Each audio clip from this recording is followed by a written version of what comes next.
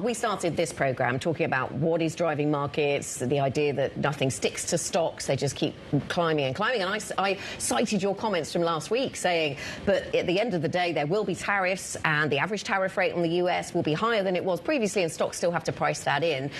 When do we start to see that happen, Mark? I've been trying to work this. So let's look at the 6-month anniversary of Trump's inauguration and kind of the scorecard. And I think some of the moves make a lot of sense. So obviously we've had a lot of volatility, not surprising. Dollar weakness, not surprising from the camp that I was in. Global stocks doing okay.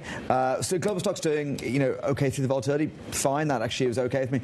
US stocks underperforming makes sense. I'm surprised how resilient US stocks have done, so I'll come back to that. And I think yields ultimately being really volatile, but caught between a mixture of kind of, different drivers means they've net gone nowhere too dramatically.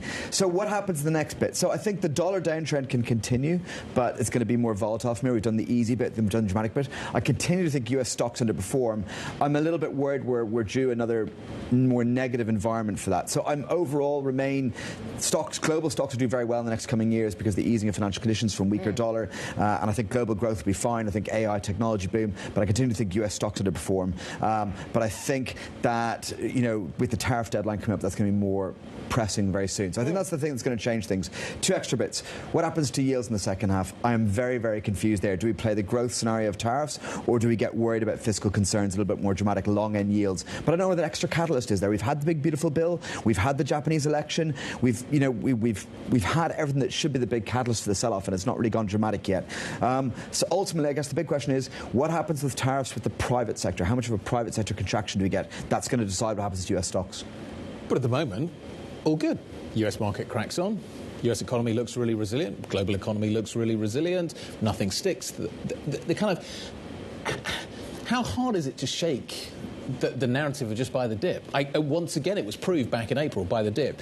I'm hearing people talking about waiting for an opportunity to buy the dip. It's coming again, great. Yep, Mark's talking about lots of negatives. They're all going to come through at some point. Fantastic, great. Big opportunity coming up. I agree. That's the perspective of a bull market. When you've got everyone saying, it's going to be a dip I'm going to buy into, that's a bull market. It's because no one's on the market. And I agree. The institutional market investors are underweight this, and that's quite a bullish factor.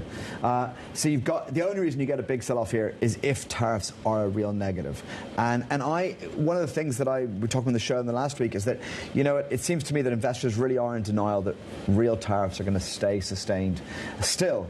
And so Nobody I think believes the fact it. that, and I think that if we do get real tariffs sustained, as I expect we will do, then I do think that'll be a big shock for the private sector. People have delayed reacting because of the uncertainty, and they might delay further. I think one of the things that's changed, one of the things that, I got really wrong this year, there'll be some binary tipping point. I think it's not. I think this is a real, slow-going story because different sectors react at different points depending on what the tariffs come through. But ultimately, we'll see a private sector contraction, and that will counteract the positive tailwind we're seeing from the fiscal side around the world and the fact that we've got an easing of financial conditions from the dollar.